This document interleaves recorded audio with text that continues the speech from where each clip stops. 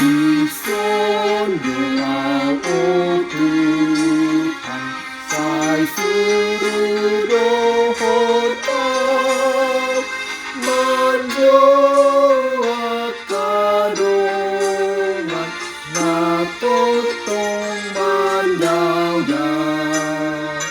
Hulehon magogoku, nang tiki tuho, pae mamulat dongan, dang olo beang song.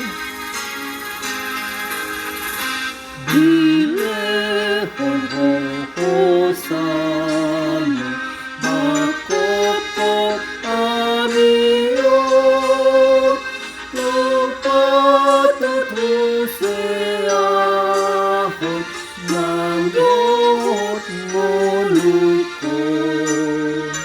Lumopok akadongan,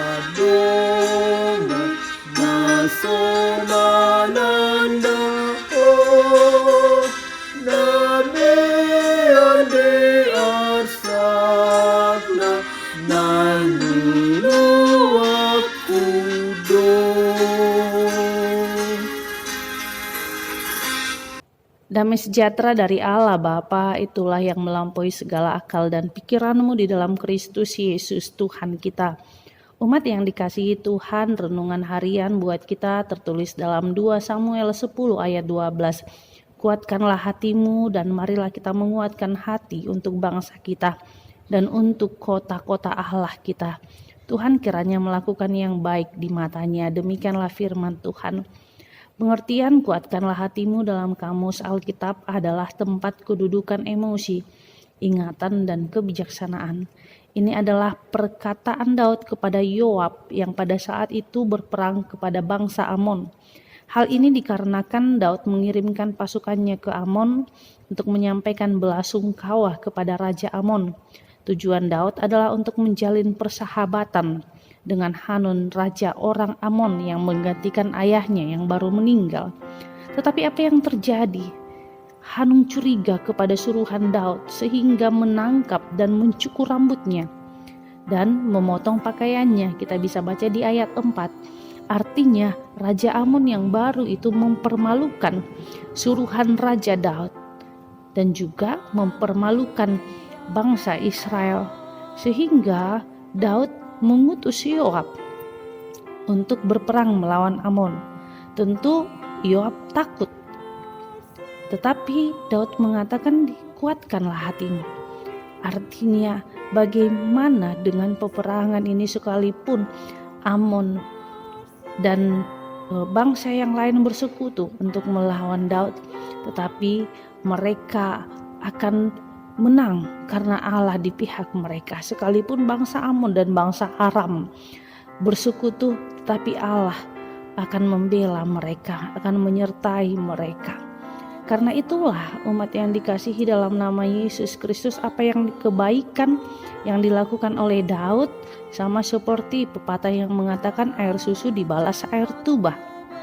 Tetapi dengan kekuatan yang daripada Allah, mereka memenangkan peperangan itu. Di zaman sekarang kita tidak lagi berperang dengan senjata, tetapi kita berperang dengan ilmu pengetahuan, yaitu pendidikan. Karena itu sekalipun saat ini WFH atau sekalipun saat ini pelajaran di rumah, disinilah umat-umat Allah akan menunjukkan bahwa mereka adalah umat yang akan diperhitungkan di dunia ini, terutama di Indonesia. Karena apa? Dengan belajar dengan baik. Pada saat ini kita berperang tidak dengan kekuatan tenaga, tetapi kita berperang melawan dosa. Artinya adalah keakuan kita sendiri. Yang kedua, melawan dosa adalah sama seperti Daud. Ketika kita sudah berbuat baik, bukan kebaikan yang kita terima. Mungkin ketika kita berbuat baik, orang-orang di sekeliling kita akan mengatakan bahwa karena engkau perbuatan baikmu itu tidak diperhitungkan, sehingga tidak usah berbuat baik.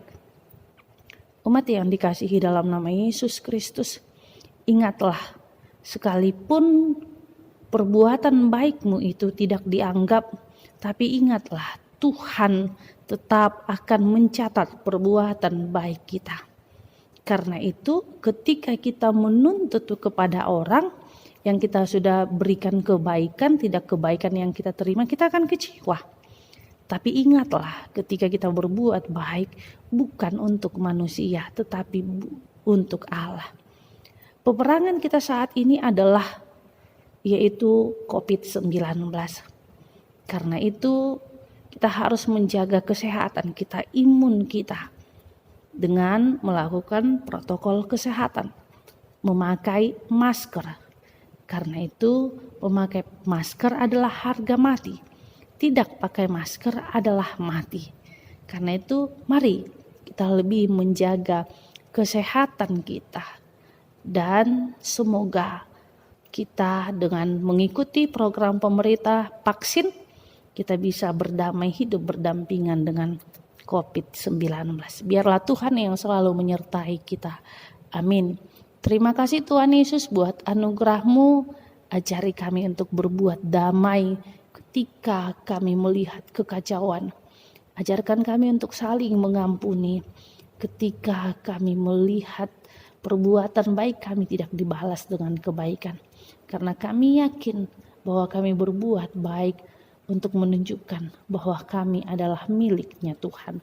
Inilah doa kami dalam nama Yesus Kristus, kami berdoa padamu. Amin. Anugerah Tuhan kita Yesus Kristus dan kasih Allah dan persekutuan Roh Kudus itulah yang menyertaimu. Amin.